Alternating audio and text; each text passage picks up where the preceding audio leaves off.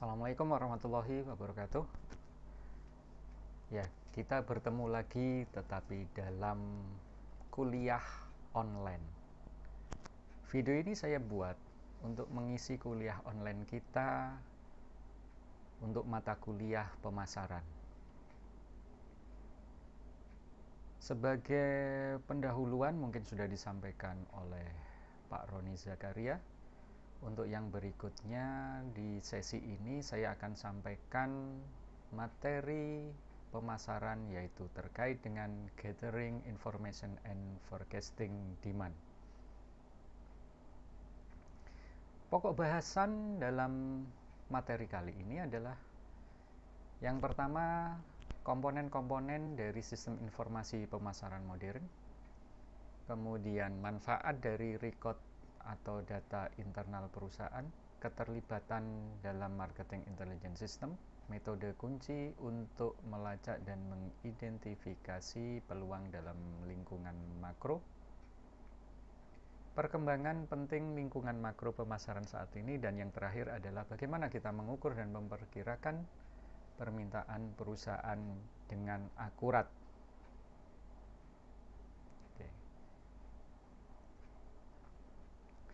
Sebagai awalan kita coba lihat tabel berikut ini. Ini saya ambilkan dari buku Kotler. Dalam tabel ini tergambar global profile of extreme. Ada beberapa data ekstrim dari beberapa negara. Contohnya yang pertama adalah highest fertility rate. Ini terjadi di negara Niger, yaitu 6,88 anak per wanita. Berarti ini keluarganya, dalam satu keluarga rata-rata berisi 9 anggota keluarga, yaitu kalau kita hitung ayah, ibu, dan 7 anak. Untuk apa kita mengetahui informasi ini? Sebagai seorang marketer atau pemasar, informasi ini sangatlah penting pada saat dia melihat suatu informasi di suatu negara, yaitu negara Niger. Tingkat fertilitasnya tertinggi sedunia. Kira-kira di dalam benak seorang pemasar akan terbetik apa produk yang paling menguntungkan dijual di negara tersebut. Tentunya kita juga bisa menduga-duga dengan cukup akurat. Yaitu yang pertama, kalau anak ini kita bagi beberapa kelas umur. Yang pertama adalah balita. Balita tentunya sangat membutuhkan misalkan perlengkapan bayi, misalkan untuk perlengkapan makan, mandi, popok, dan lain sebagainya. Tentunya Niger ini akan menjadi suatu pasar yang sangat menjanjikan untuk memasarkan produk-produk tersebut. Kita coba lihat informasi yang lain, misalkan di negara China, highest number of mobile phone subscriber. Berarti apa yang bisa kita simpulkan dari ini? Seorang pemasar tentunya akan melihat di negara Cina ini sangat prospek sekali kalau kita jualan mobile phone. Makanya pemerintah Cina sendiri menyadari hal itu, kemudian pemerintah mendorong berkembangnya atau tumbuhnya produsen-produsen mobil nasional mereka, mobile phone nasional mereka, yang sekarang tentunya sudah menjangkau pasar-pasar dunia. Kita tidak perlu menyebut merek, Anda tentunya tahu sendiri, gitu ya. Banyak merek-merek dari China sekarang sudah menghuni 10 besar produsen mobile phone dunia. Oke, berikutnya, misalkan di sini ada highest color TV ownership, gitu ya, di United Arab Emirates. Nah, tentunya di sini adalah sangat prospek bagi produsen-produsen televisi, gitu ya. Baik itu LED, mungkin dalam berbagai jenis atau berbagai ukuran. Tentunya ini sangat menjanjikan untuk pasar di United Arab Emirates, gitu ya. Nah, informasi ini tentunya akan sangat berguna bagi seorang pemasar atau seorang pemasar dari suatu perusahaan, di wilayah mana produk mereka tentunya nanti akan bisa laku dan berkembang, dengan memetakan tentunya di sini dengan memetakan profil dari konsumen area ataupun negara setempat. Nah, berikutnya kita ke pokok bahasan yang pertama, yaitu apa yang dimaksud dengan marketing information system.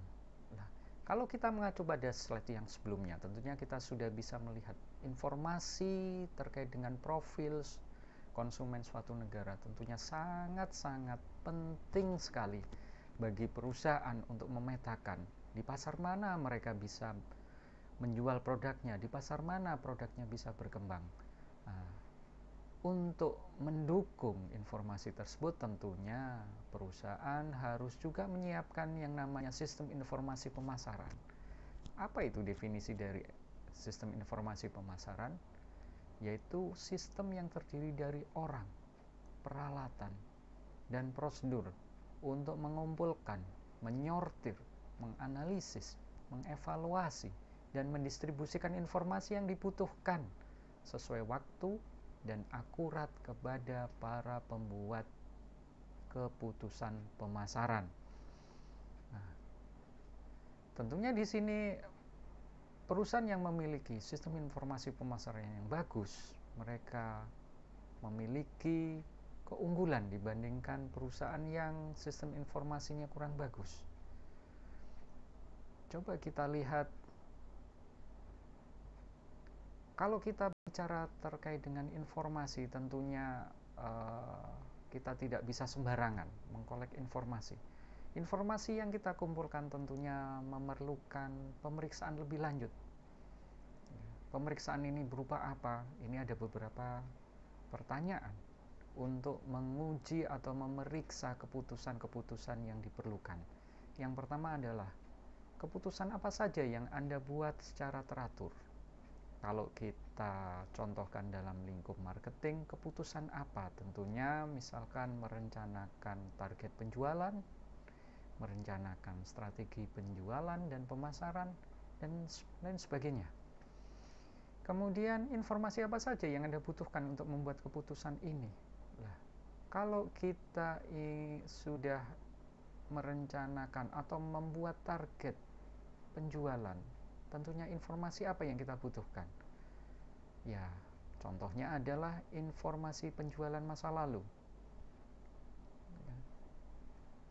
Sehingga dengan informasi penjualan masa lalu, kita bisa membuat target penjualan masa mendatang. Pertanyaan berikutnya adalah, informasi apa yang Anda peroleh secara teratur? Nah, informasi apa yang saat ini bisa perusahaan peroleh secara teratur? Di sini kita belum menyentuh informasi apa yang belum didapatkan. Ini terkait dengan pertanyaan berikutnya. Informasi apa yang Anda inginkan namun belum ada Anda dapatkan sekarang? Nah, ini adalah kita perlu ngecek kelengkapan informasi yang dibutuhkan oleh perusahaan. Seperti tadi, misalkan informasi apa saja yang dibutuhkan, butuh informasi data penjualan masa lalu. Terus kemudian, apakah itu dapat diperoleh secara teratur? Ya, dapat diperoleh dari sales-sales kita. Tetapi kemudian apakah lengkap? Siapa tahu mungkin ada beberapa titik waktu yang bolong. Ada beberapa jenis item produk yang kurang lengkap data historisnya. Nah, ini kita perlu cek kelengkapan dari informasi yang sudah dipunyai oleh perusahaan. Berikutnya adalah kita tanyakan, media online atau offline seperti majalah, apa yang Anda inginkan secara teratur? Untuk apa? Ya, untuk mendukung kelengkapan informasi tentunya. Berikutnya adalah studi atau kajian apa yang Anda inginkan secara berkala. Nah, bukan hanya sekedar mengumpulkan informasi secara lengkap, tetapi tentunya butuh kajian. Apa gunanya kita punya informasi lengkap, tetapi kita tidak olah, kita tidak analisis? Tentunya kita perlu juga studi. Contohnya misalkan di dalam riset pasar mungkin ingin mengkaji terkait dengan segmentasi. targeting. Nah, itu perlu untuk merumuskan atau membantu merumuskan strategi pemasaran perusahaan. Berikutnya adalah tema apa yang ingin Anda informasikan. Nah, ini terkait dengan hasil dari data-data informasi yang dianalisis, diolah. Kemudian kita bisa mendapatkan hasil terkait dengan tema apa. Dan ini yang perlu kita informasikan misalkan ke pihak manajemen. Berikutnya adalah analisis data dan laporan apa saja yang Anda inginkan. Nah, tadi sudah melakukan studi, tentunya hasil dari studi tersebut perlu dibuat laporan. Yang nantinya ini sangat berguna bagi pembuat keputusan untuk mungkin merumuskan target, merumuskan strategi pemasaran bagi perusahaan. Yang terakhir tentunya, sebutkan 4 perbaikan yang paling bermanfaat yang dapat dibuat dalam sistem informasi pemasaran saat ini. Tentunya kita sudah sangat familiar dengan melakukan perbaikan secara terus-menerus. Kita tidak pernah puas dengan sistem yang sudah kita buat saat ini. Perbaikan terus-menerus nantinya akan menjamin misalkan kualitas informasi, keakurasi informasi, kelengkapan informasi, dan kemudahan nantinya melakukan studi, dan kemudahan nantinya melakukan analisis dan melaporkan hasil dari analisis tersebut, sehingga pembuat keputusan semakin mudah, semakin akurat dalam merumuskan kebijakannya. Itulah butuhnya informasi, perlu kita cek, perlu kita periksa. Berikutnya dalam sistem informasi pemasaran, kita akan tidak jauh-jauh dari 4 komponen ini yang kita bisa sebutkan di sini. Ada siklus order hingga payment, sistem informasi penjualan, database, data warehouse, dan data mining. Kemudian yang terakhir adalah marketing intelligence system. Pada saat kita jualan suatu produk, tentunya ada yang namanya siklus mulai dari order, konsumen melakukan order. Kemudian berikutnya mungkin kalau barangnya ada di stok, tinggal barang itu diambil, dikemas, kemudian dikirim, kemudian konsumen melakukan pembayaran. Ini adalah siklus. Kenapa siklus? Karena selalu operasi ini berulang-ulang terus. Berikutnya adalah sistem informasi penjualan. Tiap penjualan tentunya harus tercatat. Ya, kalau misalkan ada ordernya berapa? Berarti ada informasi terkait dengan data, belinya jenis item apa. Di situ ada nama item, mungkin ada kode produk, siapa yang beli, nama konsumen, kemudian nanti dikirim kemana. Ada alamat pengiriman, kemudian skema pembayarannya seperti apa, apakah tunai, dengan debit, dengan kartu kredit, atau dengan apa. Semuanya kita bisa simpan dalam sistem informasi penjualan. Nah, sistem informasi penjualan ini tentunya didukung oleh database, data warehouse, dan data mining. Apa perbedaan dari 3 ini? Kata kunci yang sederhana untuk membedakan ketiganya adalah kalau database kita bicara adalah di sini untuk special task, gitu ya. Kalau data karena special task, data yang disimpan tentunya ya data tertentu saja untuk mendukung task tersebut. Tetapi pada saat kita sudah bicara data warehousing, kita bicara penyimpanan data dalam jumlah yang besar.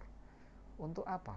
Untuk multitask, bukan hanya sekedar special task atau satu task, tapi beberapa task dalam satu perusahaan. Kalau database biasanya kita bicara dalam satu departemen atau seksi. Kalau data warehousing kita sudah bicara satu perusahaan di mana data tersebut disimpan dalam jumlah besar, dan mungkin nantinya tiap data bukan hanya diperlukan untuk satu seksi atau departemen saja, tetapi juga diperlukan oleh departemen yang lain. Sehingga kita di sini bicara masalah integrasi data. Kemudian apa bedanya dengan data mining? Di data mining, data yang begitu besarnya tersebut sudah kemudian bukan hanya di store atau disimpan, tetapi sudah mulai dianalisis untuk menghasilkan apa? Untuk menghasilkan informasi, untuk menghasilkan alat bantu untuk membuat keputusan bagi pembuat keputusan tentunya. Yang terakhir adalah marketing intelligence system. Di marketing intelligence system kita akan bahas di slide berikutnya. Marketing intelligence system adalah, kalau kita bicara definisinya, adalah serangkaian prosedur dan sumber daya yang digunakan manajer untuk memperoleh informasi sehari-hari mengenai perkembangan dalam departemen pemasarannya. Oke. Manajer pemasaran akan berusaha mengumpulkan informasi sebanyak-banyaknya dari buku, surat kabar, publikasi perdagangan, berbicara dengan pelanggan, berbicara dengan pemasok, berbicara dengan distributor, bahkan bertemu dengan manajer perusahaan kompetitor untuk saling berbagi informasi, mungkin diskusi dan lain sebagainya. Untuk membangun marketing intelligence system yang bagus, tentunya ada beberapa tindakan yang diperlukan untuk memperbaiki kinerja dari marketing intelligence system tersebut. Yang pertama adalah perusahaan tentunya perlu melakukan atau mengadakan pelatihan bagi tenaga pemasar mereka. Untuk apa? Untuk mereka memiliki kemampuan menangkap, melaporkan perkembangan baru yang ada, sehingga nantinya perusahaan tidak ketinggalan informasi atau perkembangan yang ada, sehingga tentunya produknya tidak ketinggalan zaman atau istilahnya tidak jadul. Oke, yang kedua tentunya mampu memotivasi atau memberikan motivasi kepada para anggota saluran informasi untuk berbagi informasi. Siapa ini saluran informasi? Tentunya saluran informasi ini sangat terkait erat dengan juga saluran distribusi, yaitu seperti distributor, retailer. Distributor, retailer tentunya apa? Mereka mempunyai informasi terkait dengan penjualan, terkait dengan permintaan dari para konsumennya. Data ini sangat diperlukan bagi perusahaan untuk nantinya merencanakan target pemasaran atau penjualannya ke depan. Berikutnya, perusahaan bisa jadi menyewa pakar untuk melakukan intelligence. Karena mungkin resource yang terbatas, perusahaan bisa menyewa pakar dalam melakukan intelligence. Banyak pakar ataupun perusahaan yang menyediakan layanan ini. Nanti kita bisa bahas lebih lengkap di pertemuan berikutnya terkait dengan conducting marketing research gitu ya. Seperti contoh di Indonesia ini ada perusahaan, contohnya ada AC Nielsen. Tentunya Anda sudah cukup familiar dengan nama perusahaan tersebut, ataupun perusahaannya yang dimiliki oleh Hermawan Kertajaya, Markplos. Nah, mereka adalah pakar-pakar di bidang riset pemasaran. Berikutnya adalah memperkuat jaringan eksternal. Dengan apa?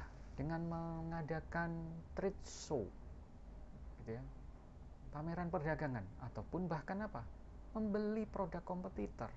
Untuk apa? Dikaji, dianalisis, dibedah. Gitu ya. Berikutnya adalah memanfaatkan masukan dari para pelanggan. Tentunya perusahaan yang baik itu mendengar keluhan ataupun saran dari pelanggan. Memanfaatkan sumber data pemerintah. Data pemerintah ini banyak, misalkan dari data BPS, Badan Pusat Statistik, ataupun data-data dari kementerian terkait, Kementerian Perindustrian, Perdagangan, ataupun kalau terkait dengan produk ini untuk mendukung sektor pariwisata, berarti Kementerian Pariwisata, ataupun yang lainnya. Berikutnya adalah perusahaan perlu juga mungkin membeli informasi dari perusahaan-perusahaan riset yang ada. Seperti tadi, ini terkait erat dengan tadi menyewa pakar. Kalau menyewa pakar, di sini kita sudah punya tema kajiannya, mereka tinggal melakukan. Tetapi yang purchase information from research firm, perusahaan-perusahaan riset pemasaran itu biasanya juga mereka melakukan riset secara independen, dan hasil dari riset mereka itu mereka jual ke perusahaan-perusahaan yang membutuhkan tentunya. Yang terakhir adalah melakukan market intelligence on the internet. Nah, ini kita tidak bisa lepas, perusahaan tidak bisa lepas dari perkembangan zaman, di mana saat ini internet sudah mengglobal, internet sudah masuk dalam semua sektor kehidupan masyarakat kita, baik di Indonesia maupun global, sehingga kita bisa melakukan market intelligence lewat internet. Tentunya kita bisa melakukan contohnya lewat Facebook, kita bisa menggunakan jasa mereka, ataupun lewat Instagram, ataupun lewat YouTube, ataupun lewat Google Ads, dan lain sebagainya. Dari sini kita bisa melakukan marketing intelligence. Ataupun juga kita bisa melakukan lewat web perusahaan sendiri, di mana perusahaan menyebarkan kuesioner untuk mendapatkan feedback dari konsumen. Itu juga termasuk marketing intelligence on the internet. Oke, itu yang kita bisa bahas terkait dengan marketing intelligence system. Tetapi selain itu, kita tentunya juga bisa mendapatkan informasi itu dari sumber yang berasal dari kompetitor kita, seperti melalui forum review independen, gitu ya. Contoh misalkan kalau di Indonesia Kaskus, Kasak Kusuk, gitu ya. Ataupun umpan balik dari agen penjualan atau distributor. Nah, contohnya misalkan kita produsen suatu produk tertentu dengan merek A, ada beberapa agen yang menjual lewat e-commerce. Dari situ kita bisa pantau, gitu ya, feedback dari konsumen yang sudah dikolek oleh agen dan distributor seperti apa. Berikutnya juga kita bisa dapatkan informasi dari situs-situs yang menawarkan ulasan pelanggan dan pendapat ahli. Kalau di luar, Anda bisa lihat di cdnet.com. Kalau mungkin di dalam negeri misalkan blog-blog banyak yang juga memberikan ulasan, gitu ya. Ataupun juga dari situs khusus keluhan pelanggan. Kalau yang di luar kita bisa dapatkan di Planet Feedback. Kalau di dalam ya tentunya juga dari blog-blog, gitu ya, yang mengkolek keluhan pelanggan, ataupun mungkin dari feedback keluhan yang sudah disampaikan pelanggan lewat center call, gitu ya, ataupun lewat saluran-saluran yang lain, kita bisa dapatkan dari sana. Tentunya ini dari pihak kompetitor, gitu ya, dari pihak kompetitor, keluhan-keluhan terkait dengan produk kompetitor. Dari sini nantinya kita bisa rangkum, oh dari review, dari umpan balik distributor, dari situs-situs, dari keluhan pelanggan, oh produk kompetitor masih ada kekurangan ini. Nah, kita bisa kemudian bawa kekurangan itu sebagai strategi untuk membuat produk yang lebih baik, dan kemudian kita bisa pasarkan ke konsumen, sehingga konsumen jauh lebih puas menggunakan produk kita dibandingkan dengan produk kompetitor. Ya, pada saat kita bicara terkait dengan informasi pemasaran, tentunya kita tidak bisa lepas dari makroekonomik. Lingkungan makroekonomik di sini sangat mempengaruhi nantinya perilaku konsumen, struktur persaingan yang ada, sehingga tentunya perusahaan perlu mengetahui ini. Ada dua faktor utama di sini terkait dengan makroekonomik yang sangat mempengaruhi struktur dari persaingan yang ada di pasar, yaitu yang pertama adalah need and trends, Kemudian yang kedua adalah terkait dengan environment, yaitu nanti kita coba mengidentifikasi gitu ya, major forces terkait seputar environment. Yang pertama adalah need and trend. Kalau kita bicara dulu masalah need, tentunya kalau kita tarik lebih awal lagi, kita harus paham terkait dengan perbedaan antara wants, needs, dan demands. Kadang-kadang kita sebagai masyarakat umum tidak begitu menggubris perbedaan ketiga hal tersebut. Padahal kita harus paham dengan perbedaan ketiga istilah tersebut. Yang pertama adalah wants. Wants, ingin. Ya, ini sekedar ingin. Bisa jadi konsumen belum butuh, baru ingin, tapi dia belum butuh. Berarti belum ada prioritas kemudian untuk tertarik untuk membeli atau mendesak karena saat ini dibutuhkan. Itu wants. Pada istilah yang lain adalah needs. Kalau sudah mulai, saya butuh nih, gitu ya, saya butuh. Nah, ini adalah kita bicara needs. Kita bedakan misalkan dengan contoh gitu ya, antara wants dan need. Masalah makan. Mungkin pada saat kita belum lapar, kita ngelihat jalan-jalan gitu ya, banyak orang jualan berbagai jenis makanan. Kita akan berpikir, karena enak ya ini sepertinya, saya ingin deh nanti beli makanan ini, misalkan ini makanan kebab ya. Tetapi di sini kita belum lapar, berarti belum akan muncul needs. Tetapi pada saat kita lapar, kita melihat kebab, kita akan muncul, saya butuh makan nih. Untuk apa? Untuk menghilangkan rasa lapar saya. Ini adalah needs. Nah, tetapi kemudian kita lihat, ini kebabnya harga berapa? Harga 15.000. Sedangkan kemudian Anda cek di saku Anda, uang saya kok yang saya bawa hanya 10.000. Akhirnya nggak jadi demand. Gitu ya, tidak ada permintaan di sana. Karena apa? Uang yang ada di tangan Anda dengan yang harga terpampang itu tidak sesuai, sehingga kemudian kandas hanya sampai need. Tapi pada saat kemudian ternyata uang saku yang Anda bawa itu adalah 20.000, nah bisa jadi nanti apa? Akan terjadi demand. Anda ngomong ke tukang penjual kebab tersebut, saya mau nih beli satu kebab, rasa apa? Rasa nano-nano gitu ya, misalkan.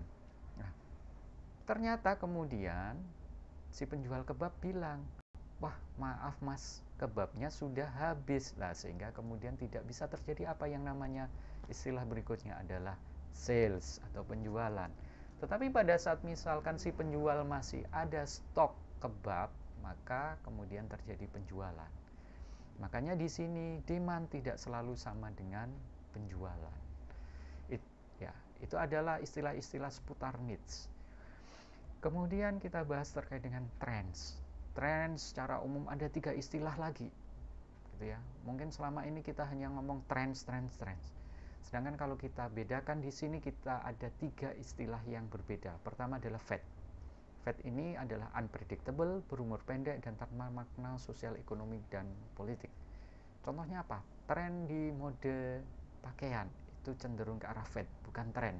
Karena apa? Pada saat kita ngomong tren, biasanya adalah urutan kejadiannya memiliki beberapa momentum dan lebih tahan lama. Karena lebih tahan lama, makanya ini lebih mudah diprediksi. Contohnya apa? Kalau pakaian tidak masuk tren dalam pengertian ini. Yang masuk adalah contohnya kesehatan dan nutrisi.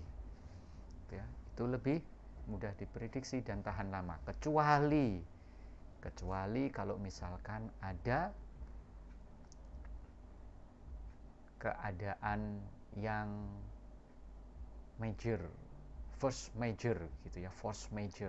Contohnya misalkan yang terjadi baru-baru ini gitu ya, corona virus disease gitu ya, COVID-19 lah. Ini di luar ini, di luar perkiraan gitu ya.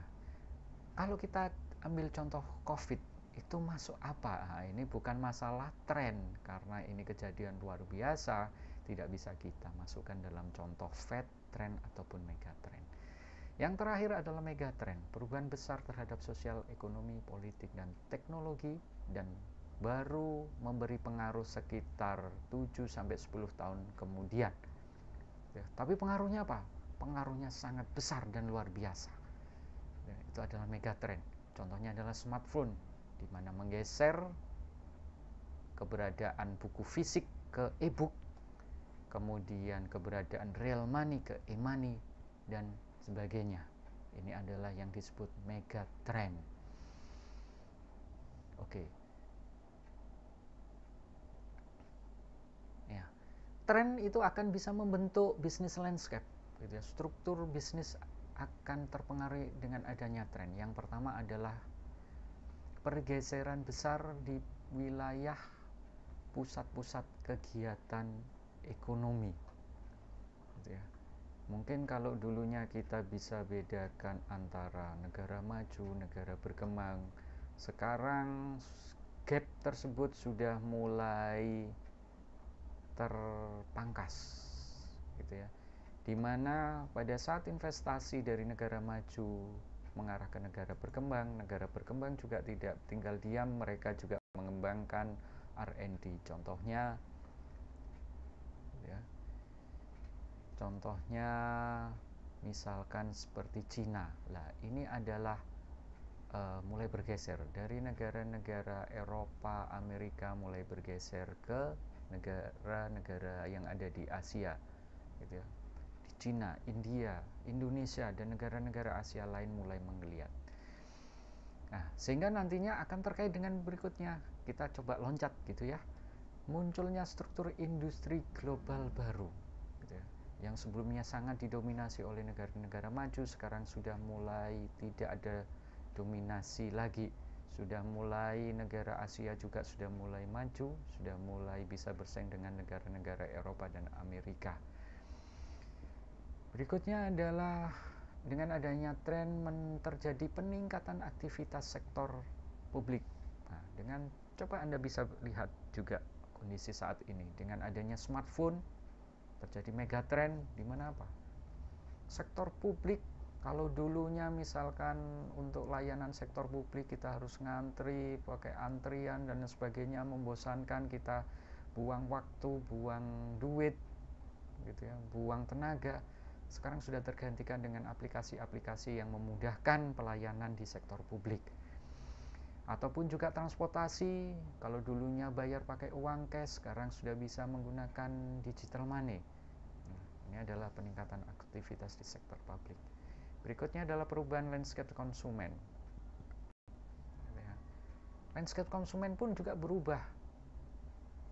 Semakin banyak orang melek internet, semakin banyak kemudian mereka bukan hanya di kota tetapi bahkan di desa ataupun mungkin pedalaman yang sudah teraih akses internet, gitu ya. Mereka sudah mulai melek internet, kemudian mereka juga sudah menjadi konsumen digital baru, gitu ya. Ini mengubah landscape konsumen. Berikutnya konektivitas teknologi. Dengan adanya internet ini juga konektivitasnya berkembang. Kalau dulu kita kenal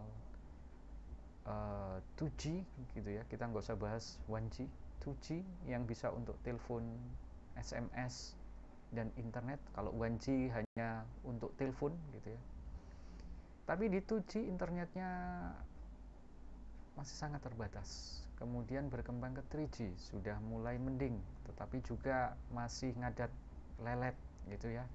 Kemudian sekarang berkembang 4G. Bahkan di beberapa negara maju seperti di Korea, di Amerika, di Cina sudah mulai implementasi 5G yang katanya bisa tembus gigabyte per second, gitu ya, kecepatannya. Nah, ini kalau misalkan nanti semakin cepat, mungkin business landscape akan berubah, landscape konsumen akan berubah, mungkin pusat ekonomi juga bergeser semakin merata dan lain sebagainya. Tetapi ada satu sisi yang kemudian menjadi langka, yaitu adalah kelangkaan bakat terlatih. Anda bisa googling gitu ya, karena berkat adanya kemajuan teknologi, mudahnya akses informasi, ini yang terkait dengan aspek yang berikutnya, bergesernya seni menjadi ilmu dan teknologi semakin berkembang pesat, terjadi kelangkaan bakat. Contoh misalkan terjadi kekurangan pasokan tenaga ahli untuk programming. Contohnya programming untuk bahasa Python, R. Terjadi juga kekurangan pasokan tenaga ahli di masalah security, jaringan, dan lain sebagainya. Lah, inilah yang terjadi gitu untuk saat ini. Lah, ini pun kekurangan-kekurangan ini bisa Anda isi sebagai nantinya calon sarjana teknik. Berikutnya, karena terjadi peningkatan konsumsi yang besar-besaran, sehingga terjadi juga peningkatan permintaan yang besar-besaran terkait dengan sumber daya alam. Terjadi eksploitasi besar-besaran. Khususnya eksploitasi ini terjadi di negara-negara berkembang, bahkan negara-negara miskin yang dieksploitasi oleh negara-negara maju. Sehingga apa? Mungkin di salah satu sisi perekonomian mulai menggeliat di negara-negara miskin dan berkembang, tetapi di sisi yang lain nantinya suatu saat akan terjadi kelangkaan sumber daya alam. Oke, yang tadi sudah saya jelaskan.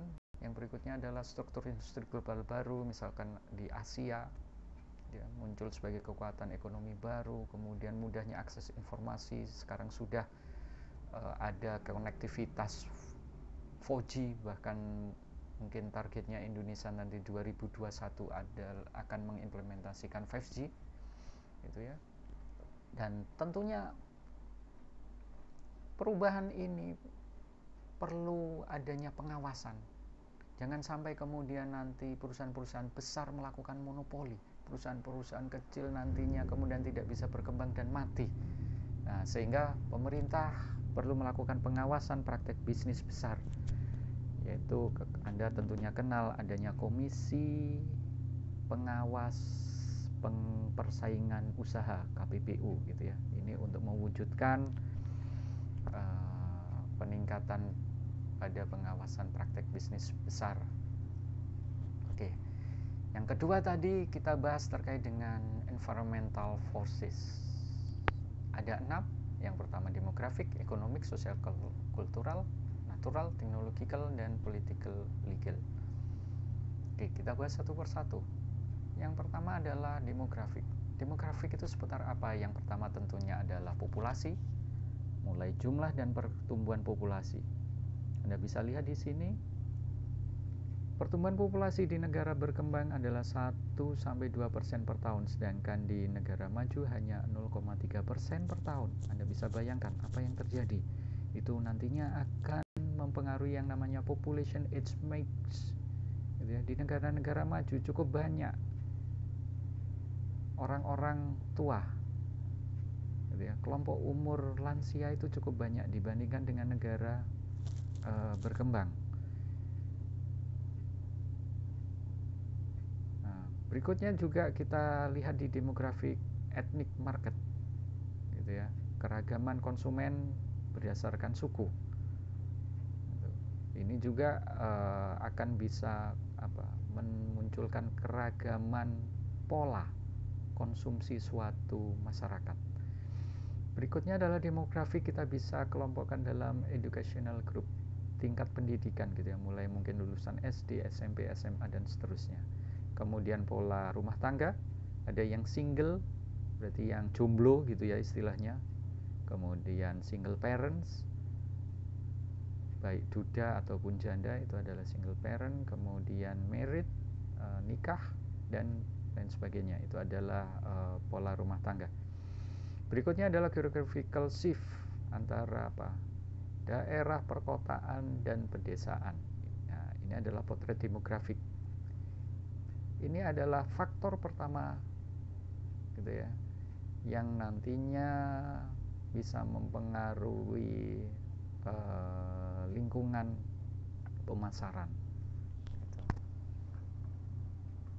Oke, berikutnya economic environment. Ini terkait dengan kemampuan atau kekuatan daya beli konsumen.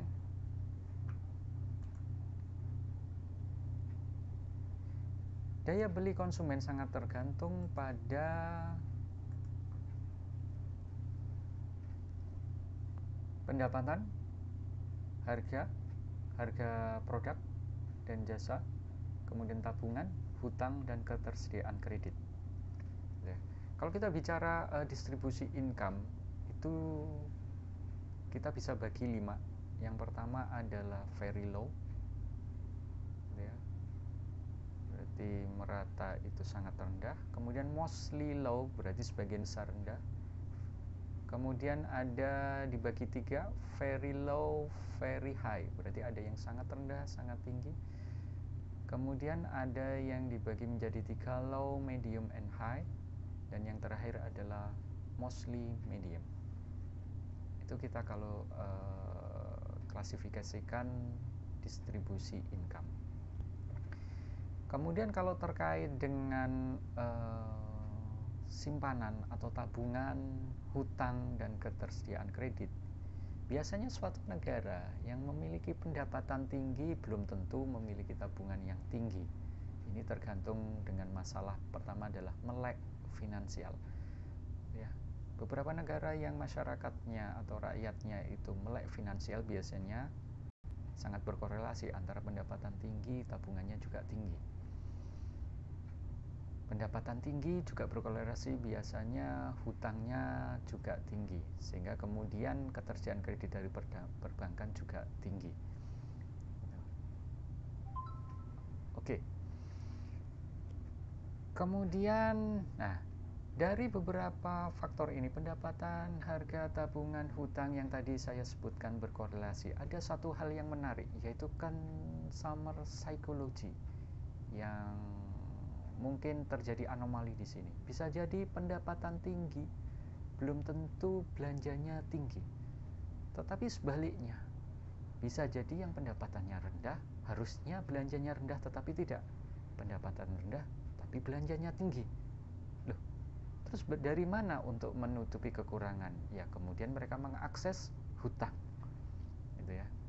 Nah, hal ini adalah terkait dengan consumer psychology, yang dimana mungkin ini terkait dengan gaya hidup. Ada yang meskipun pendapatan rendah, gaya hidupnya inginnya ya mewah terus, gitu ya. Oke.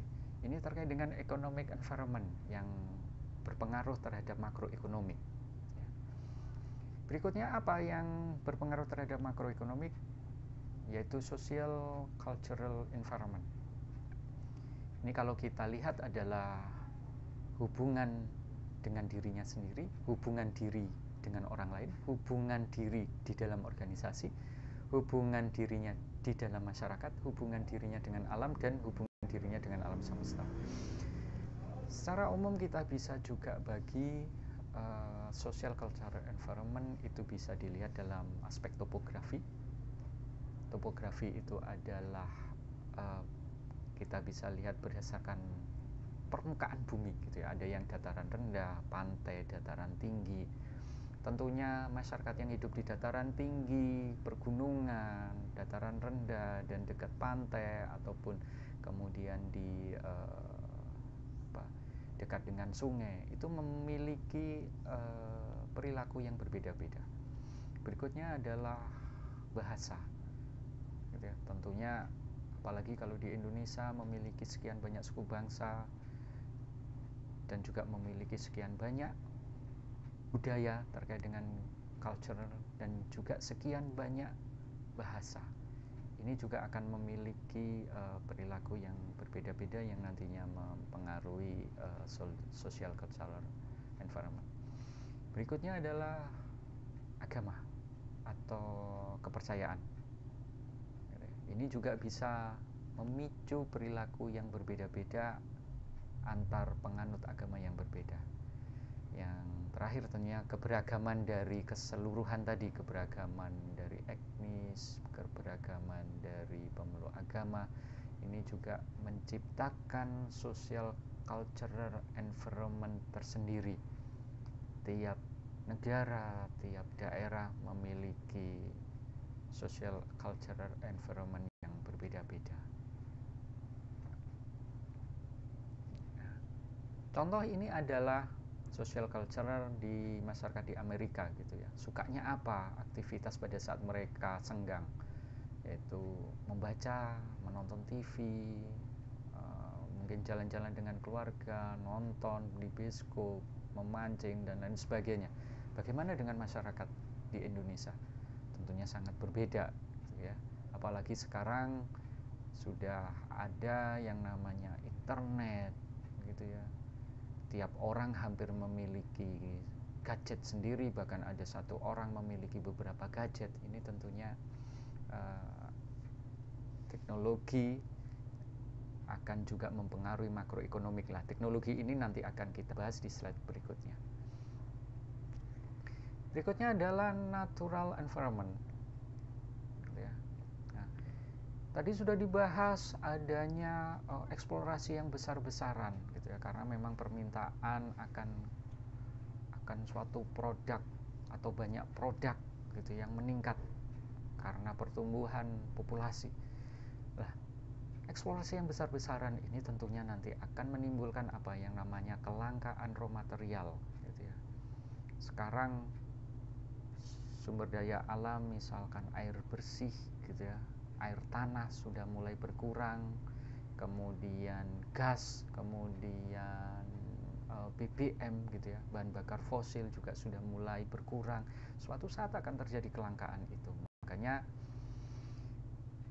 sekarang beberapa negara, bahkan negara-negara maju sudah gencar mengembangkan gitu ya, energi alternatif, karena memang mereka sudah sadar suatu saat akan terjadi kelangkaan raw material dan juga kelangkaan energi yang menyebabkan apa? Biaya energi meningkat, listrik meningkat terus gitu ya, BBM meningkat terus ya, kecuali saat ini pada saat kemudian ada wabah COVID, harga BBM turun gitu ya. Tetapi kalau Anda lihat di SPBU saat ini belum turun-turun juga gitu ya, padahal harga minyak dunia sudah mulai turun. Kemudian ada tekanan pengendalian polusi dari kelompok-kelompok yang sadar lingkungan atau penggiat lingkungan gitu ya, sehingga perlu kemudian dikembangkan recycling center, bukan hanya sekedar TPS atau TPA, tempat pembuangan sampah sementara atau tempat pembuangan akhir, tetapi butuh juga apa? Di TPA itu ada recycling center. Begitupun juga tiap produsen dituntut sekarang juga ada recycling center. Tentunya Anda bisa lihat sekarang gencar beberapa produsen melakukan yang namanya trade-in gitu ya, tukar tambah dengan produk baru, produk lama Anda nantinya akan mereka recycling. Yang terakhir adalah governmental protection terhadap sumber daya alam yang sudah mulai langka gitu ya. Ininya tentu perlu proteksi ataupun regulasi yang kuat, political will yang kuat dari pemerintah untuk melindungi sumber-sumber daya alam, sehingga nanti tidak kehabisan, tidak langka, anak cucu kita masih bisa menikmati sumber daya alam tersebut. Berikutnya adalah yang mempengaruhi makroekonomik adalah technological environment. Yang pertama adalah accelerating pace of change gitu ya. Sekarang tentunya bisa Anda lihat adanya teknologi yang terbaru, smartphone, internet gitu ya, berkembangnya aplikasi yang ada. Ini kemudian mempercepat gitu ya, perubahan, bisa mempercepat perubahan perilaku, mempercepat kemudian perubahan perilaku karena banyak kemudian kemudahan yang bisa didapatkan oleh konsumen gitu ya. Nah, hal ini tentunya kemudian membuka peluang inovasi yang tidak terbatas. Sekarang berlomba-lomba menciptakan inovasi baru bagi produk-produknya. Perusahaan berlomba-lomba untuk memenuhi konsumen, untuk menciptakan produk-produk yang inovatif. Nah, tentunya dengan menciptakan produk-produk yang inovatif ini membutuhkan apa? Budget atau anggaran R&D yang cukup besar. Tapi ada juga yang kemudian tidak perlu besar. Karena apa? Ini bukan high tech gitu ya. Misalkan teknologi tepat guna. Bisa juga nantinya membutuhkan budget yang lebih rendah. Tetapi ini akan bervariasi tergantung nantinya tingkat kandungan teknologi yang ada, juga tingkat inovasi yang ada. Ini akan membutuhkan bermacam-macam atau besaran yang berbeda-beda anggaran R&D-nya. Yang terakhir tentunya meningkatnya increase regulation of technological change gitu ya, regulasi yang mengatur terkait dengan perubahan teknologi tersebut. Kita bisa lihat kalau di Indonesia ada TKDN gitu ya, tingkat kandungan dalam negeri, untuk produk-produk yang masuk untuk melindungi industri yang ada di dalam negeri. Produk-produk yang masuk misalkan smartphone itu harus dirakit di dalam negeri, yang menggunakan material dalam negeri, menggunakan tenaga kerja dalam negeri, menggunakan mungkin teknologi dalam negeri gitu ya, kalau memungkinkan gitu ya. Nah, ini adalah technological environment yang juga akan mempengaruhi struktur makroekonomik suatu bangsa. Yang terakhir adalah political legal gitu ya, terkait dengan hukum gitu ya, government agency and pressure group gitu. Di sini yang pertama kita bahas peningkatkan legislasi atau hukum terkait dengan bisnis. Tujuannya apa? Untuk melindungi perusahaan dari persaingan tidak sehat. Kita tentunya tahu gitu ya, ada perusahaan kecil, menengah, besar. Jangan sampai kemudian nanti perusahaan kecil ini mati, yang berkembang hanya perusahaan besar. Nah, itu perlu apa? Regulasi yang melindungi keberadaan mereka. Perlindungan konsumen gitu ya, dari praktek bisnis yang tidak adil. Nah, ini juga perlu ada legislasi. Jangan kemudian produsen memproduksi produk ataupun barang yang tidak aman gitu ya bagi konsumen, atau dengan cara pemasaran yang tidak jujur. Nah, ini perlu adanya perlindungan. Makanya contoh misalkan kalau kita ini terkait dengan izin gitu ya, tentunya suatu perusahaan yang memasarkan suatu produk, dia harus memiliki izin apa? Surat izin usaha perdagangan gitu ya. Nah, ini untuk melindungi konsumen. Berikutnya adalah melindungi masyarakat dari perilaku bisnis yang tidak terkendali gitu ya. Nah, perilaku bisnis yang tidak terkendali, yang tidak mengembangkan, suatu perusahaan mengembangkan bisnis dengan cara-cara yang tidak jujur, dengan cara-cara memanipulasi gitu ya. Misalkan perusahaan untuk pengolah atau penyedia air minum atau air mineral gitu ya, kemudian mereka membeli suatu lahan yang dimana lahan tersebut atau area tersebut sebenarnya tersimpan kandungan air yang selama ini digunakan oleh masyarakat sekitar gitu ya. Sehingga kemudian dengan praktek yang tidak terkendali, dengan korupsi, dengan kemudian menyuap, mereka bisa mengakuisisi lahan tersebut. Nah, ini perlu kemudian ada legislasi bisnis yang melindungi masyarakat. Berikutnya adalah mengisi bisnis dengan biaya sosial yang diciptakan oleh produk. Nah, ini tentunya nanti akan terkait dengan suatu perusahaan tentunya memiliki tanggung jawab terhadap sosial masyarakat sekitarnya, dan juga tanggung jawab terhadap konsumen yang menggunakan produknya. Berikutnya adalah berkembangnya special interest group gitu ya. Di sini ada sebuah lembaga yang tidak langsung di bawah, mereka bekerja langsung di bawah pemerintah, tetapi di sini independen. Mereka yang memperjuangkan hak-hak konsumen gitu ya. Contohnya misalkan mereka memperjuangkan produk-produk yang safety hazardous gitu ya, susu formula harus bebas dari racun. Dulu sempat ada kasus susu formula terkontaminasi melamin dan lain sebagainya.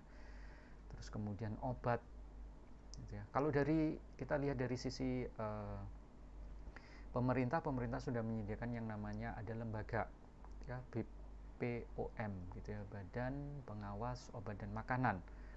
Tapi di sisi masyarakat tentunya ada yang namanya YLKI, gitu ya.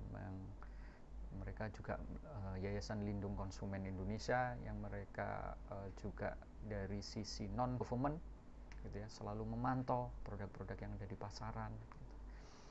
Nah, ini adalah interest group tertentu di luar pemerintah yang juga coba secara independen mengawasi produk-produk yang beredar. Kemudian informasi bahan baku. Nah, ini khususnya untuk produk-produk yang diekspor, gitu ya, ataupun produk yang diimpor.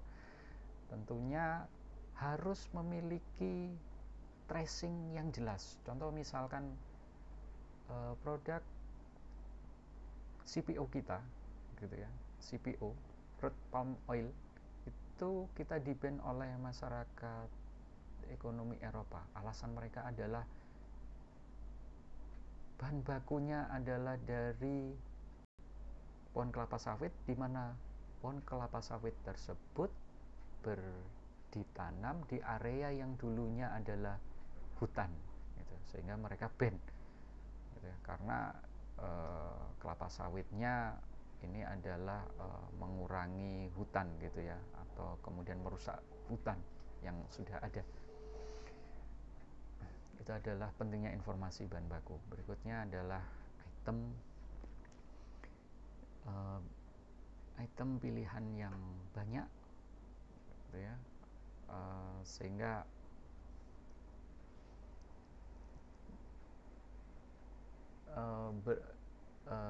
produk itu semakin terdiversifikasi, banyak item, banyak pilihan, gitu ya, sehingga di sini juga banyak grup, gitu ya, kelompok masyarakat yang mendorong itu, sehingga masyarakat atau konsumen mempunyai lebih banyak pilihan, gitu ya. Karena pada intinya sangat berbahaya kalau misalkan konsumen hanya bergantung pada satu produk saja, gitu ya, yang itu namanya monopoli. Dan pada saat terjadi monopoli, produsen bisa memainkan harga dengan seenaknya sendiri. Kemudian hak representasi dari konsumen, ya, misalkan kalau di Indonesia ada yayasan resmi, gitu, yang dilindungi undang-undang, YLKI, tetapi tidak di bawah langsung dalam pengawasan atau manajemen pemerintah, ini NGO. Kemudian ada berikutnya adalah eksploitasi ganti rugi bagi konsumen, gitu ya. Contoh misalkan kalau ada proyek-proyek baik pemerintah ataupun swasta, gitu ya, sekarang bukan istilah ganti rugi, untuk melindungi hak konsumen atau masyarakat adalah ganti untung, gitu ya. Kemudian yang terakhir adalah hak atas pendidikan bagi konsumen suatu produk, gitu ya. Untuk produk-produk yang mungkin dalam tanda kutip ada risiko di sana, tentunya produsen wajib untuk memberikan edukasi bagi konsumen dalam menggunakan produk tersebut, dalam nanti mulai menggunakan, sampai kemudian menyimpan dan bahkan membuangnya, gitu ya. Nah, ini adalah terkait dengan political legal. Nah, itu tadi penjelasan terkait dengan makroekonomik, gitu ya, yang berisi net and trend, dan kemudian mengidentifikasi major forces, tentunya dari sisi lingkungan yang berpengaruh ke makroekonomik. Oke, bahasan yang terakhir adalah kita sudah punya informasi yang banyak tadi, kita sudah petakan, kita sudah punya sistem intelijen pemasaran yang mumpuni, gitu ya. Terus kemudian ya tinggal bagaimana, pertanyaan berikutnya adalah bagaimana mengukur demand pasar. Nah, sebelum kita bicara masalah market demand, saya yakin Anda sudah belajar di semester 5 tentang forecasting, gitu ya, di mata kuliah PPIC, gitu ya. Saya tidak akan membahas di sini terkait dengan metodenya, tetapi ada beberapa terminologi yang perlu Anda pahami di sini. Yang pertama adalah ukuran market demand itu dibagi 4, Yang pertama adalah kita perlu mengenal istilah potential market, available market, target market, dan penetrated market. Potential market, have interest, berarti di sini memiliki interest, gitu ya. Konsumen memiliki interest terhadap produk tersebut, itu sudah masuk potential market. Lah, sekarang kita bicara available market, bagaimana? Memiliki interest, memiliki income, dan akses. Berarti kalau punya interest, duit ndak ada, akses susah, itu bukan available market, tapi hanya potential market. Tapi kalau interest ada, duit ada, akses ada untuk membeli produk tersebut, itu adalah available market. Berikutnya adalah target market. Nah, di sini penjelasannya adalah qualified available. Berarti kalau dari available market tersebut kemudian perusahaan memilih, gitu ya, yang qualified, itu market yang mana, sehingga nantinya perusahaan adalah fokus nantinya adalah memasarkan, gitu ya, ataupun membuat iklan atau menjual itu ke qualified market tersebut. Yang terakhir adalah penetrated market. Ini adalah yang sudah tadi mulai propose, sudah mulai dibujuk oleh perusahaan, mereka mau beli. Nah, kemudian ini adalah yang disebut penetrated market. Ya, beberapa istilah dalam demand measurement. Yang pertama adalah market demand. Market demand itu apa? Ini adalah total volume dari produk tersebut, gitu ya, yang akan dibeli oleh sekumpulan grup konsumen tertentu di area tertentu pada periode tertentu di lingkungan pemasaran tertentu dan di dalam program pemasaran tertentu. Itu adalah market demand. Ada istilah berikutnya adalah market forecast. Ini adalah expected market demand, gitu ya, permintaan pasar yang diestimasi, gitu ya. Ini bukan maksimum market demand, ya. Ada market potensial, berarti ini batasan yang bisa didekati oleh market demand dalam lingkungan pemasaran tertentu, ya. Berarti ini lebih sempit lagi kalau dibandingkan dengan market forecast. Kemudian ada company demand, ya. Lah, kalau company demand di sini adalah company's estimated share of market demand. Berarti dia akan mengacu juga ke market demand, tetapi kalau ada market demand itu pelakunya banyak, atau produsen atau perusahaan, gitu, yang di dalam yang memasarkan produk tersebut ada beberapa, makanya di sini ada company demand. Berarti demand yang khusus, gitu ya, yang menggunakan atau membeli produk dia, gitu ya, atau istilahnya adalah market share dia, gitu. Nah, kemudian ada company sales forecast. Nah, kalau yang bedanya apa? Kalau company demand itu masih dalam permintaan, belum berwujud penjualan. Kalau di sini adalah nanti kita coba, kalau company sales forecast adalah memforecast penjualan mendatang, gitu. Kalau yang company demand itu adalah market share yang sudah terjadi masa lampau. Kalau di company sales forecast ini adalah masa mendatang, gitu ya. Kemudian ada market sales potensial, gitu. Nah, kalau market sales potensial adalah kalau kita bicara market company sales potensial adalah kalau kita bicara company sales forecast, itu adalah kita ingin meningkatkan, gitu ya, dari demand saat ini atau dari sales forecast saat ini untuk masa yang lebih jauh lagi, gitu ya. company sales potensialnya berapa, gitu ya, meningkatkan potensial salesnya dibandingkan dengan kompetitor. Gitu. Kenapa kita perlu tahu beberapa istilah ini? Ini untuk kita membedakan karena beberapa ini nantinya memiliki gambaran scope dan tujuan yang berbeda, gitu ya. Kalau kita bicara market demand, market forecast, market potensial, itu kita bicara adalah keseluruhan, gitu ya, keseluruhan konsumen yang butuh ataupun membeli produk, misalkan contoh smartphone, gitu ya, berarti keseluruhan yang beli produk smartphone tersebut. Tapi kalau kita bicara company demand, company sales forecast, dan company sales potensial, kita bicara adalah dari satu sisi perusahaan saja. Contoh misalkan Samsung, nah berarti Samsung itu market share-nya berapa, market sales forecast-nya berapa, dan seterusnya, gitu ya. Seperti itu gambarannya. Yang terakhir adalah mengestimasi demand mendatang. Bagaimana caranya? Ini saya jelaskan secara umum saja. Yang pertama adalah melakukan survei buyer intentions, gitu ya. Kita bicara terkait dengan di sini probabilitas konsumen itu mau beli. Berikutnya kita bisa menggunakan pendekatan composite of self-force opinion, gitu ya. Kita punya banyak sales people, kita kumpulkan menurut opini mereka bagaimana. Nah, kita resume dari opini mereka, itu kita gunakan sebagai dasar untuk mengestimasi demand mendatang.